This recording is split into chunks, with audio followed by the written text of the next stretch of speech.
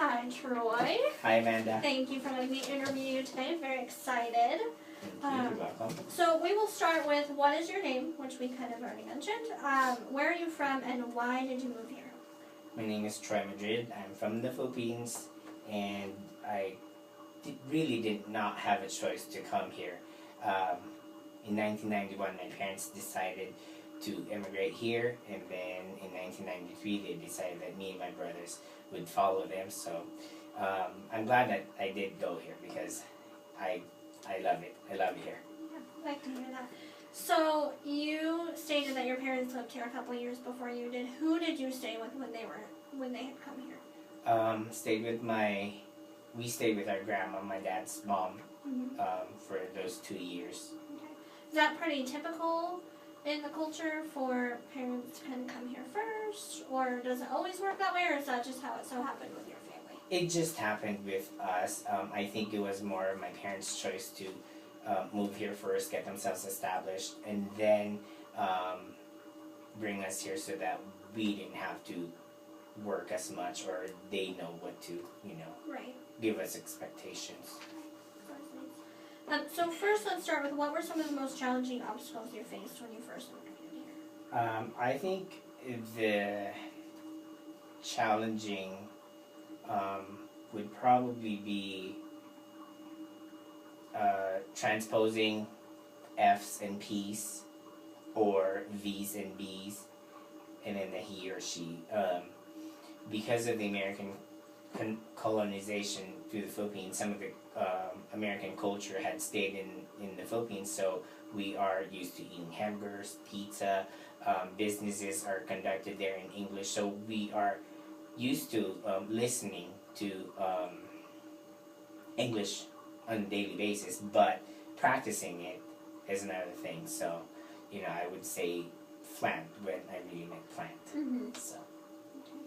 How do you cope with some of those challenges? Just, thinking before speaking. I forgot to mention, idiomatic expressions also were a challenge. It was in slang. It was hard to understand the person if they're talking in slang or they're using idiomatic expressions, because for somebody who takes things literally, you'd say, "What's raining cats and dogs?" But sometimes also, I coped with just using common sense. Okay, perfect.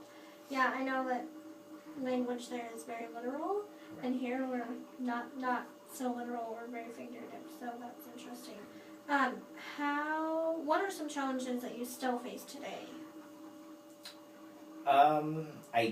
The transposing of he and she, and still the F's and the P's. I don't think I will get away from that, but Yeah. I just really need to think first. Right. So then on to my next question. How are you coping with those challenges? I know that you mentioned thinking before you're speaking. Right. Just, and practicing, or just maybe not so much thinking too much about it. And if I make a mistake, just make a mistake and just move on, Okay. I guess.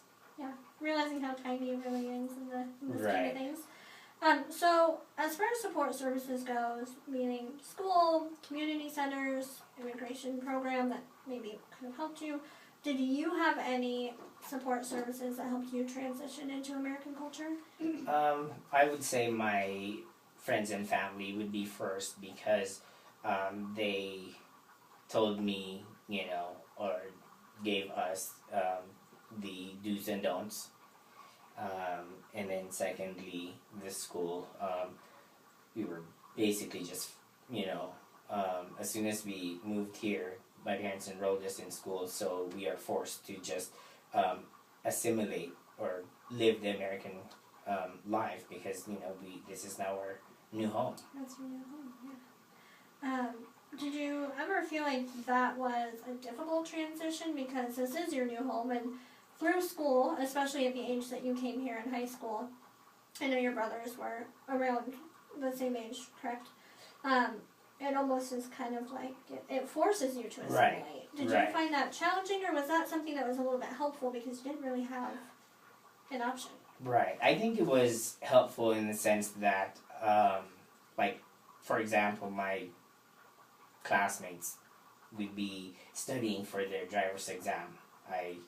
Then that's something that I wanted to do, so I studied for my driver's exam. I took the test, got my license when I was 16. So, yeah, it forced me to assimilate, but I think it was good because if I didn't practice it, or if it wasn't put in practice, then it would be useless. Right. What are some of your favorite things about living in the United States?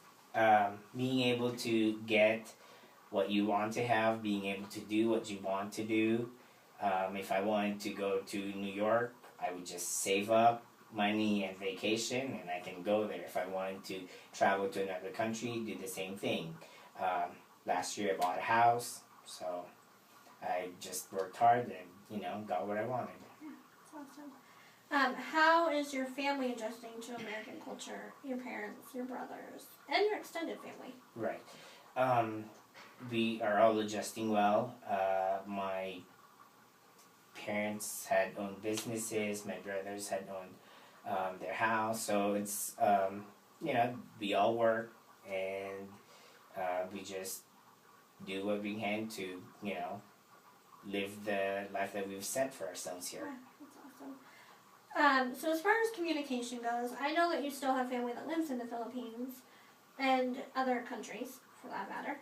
What ways do you communicate with your family that lives abroad, and how often does that happen for you? Through Facebook, email, text, Skype, pretty much anything that is readily available technology-wise. I'm able to do it, and it happens on a daily basis, sometimes hourly. So That's awesome. It's amazing what technology yeah. can do and how far it's come. I know that when you first moved here, as mentioned again, you were in high school, and those, I don't know if I want to say services or devices weren't readily available like they are now. Do you find that you contact and communicate with them much more now than you did then because of those technology changes? Oh, yeah, definitely. With the telephone being readily available then, we would call them, but because of long distance charges, it might not be as long of a conversation, and B, it is limited to just a phone call. Yeah. From time to time we do, mail cards and letters, but it's not as frequent as it is now as it was then. Right. So last but not least, what would you recommend for someone who is currently living abroad and thinking about immigrating to the United States? What advice would you give them, or what recommendations would you have for them? Basically, when you've made that decision to move here to the United States, treat yourself just like anybody else. You came here to work, to live the American dream. So work hard, buy your house, buy your car, and don't treat yourself like a second-class citizen, because then if you have that mindset, then that is a fear, that somebody might treat you differently, and they will treat you differently if you allow them. So if you just came here and decide that you're going to be an American citizen, then be an American citizen. Act like you were born here. That's awesome. So I know, where did that come from for you? I know when you came here, you were at the age where you're starting to develop your own value base, and you're learning who you are, but you have a firm idea of what kind of person you want to be. Do you think that came from you and your value base, or your parents, or a mix? Where do you think that came from for you? It's definitely both. My parents had instilled in us that, if you work hard, you get what you want. And if you do work, you are entitled to a lot of the things that the country offers. And then at the same time, I wanted the same things that everybody else got. When I was 16, I applied for my first job, I got hired, I saved my money, and then bought my car. My classmates, they were doing the exact same thing. So I treated myself just like how everybody would treat themselves. A 16-year-old then I said, well, that's what 16-year-olds do. That's what I will do. Go to college. I went to college, graduated, and so, yeah, I definitely took the cues from the people surrounding me. Yeah. That's awesome. Well, I had a great time interviewing you. Thank you so much for your time. You're welcome.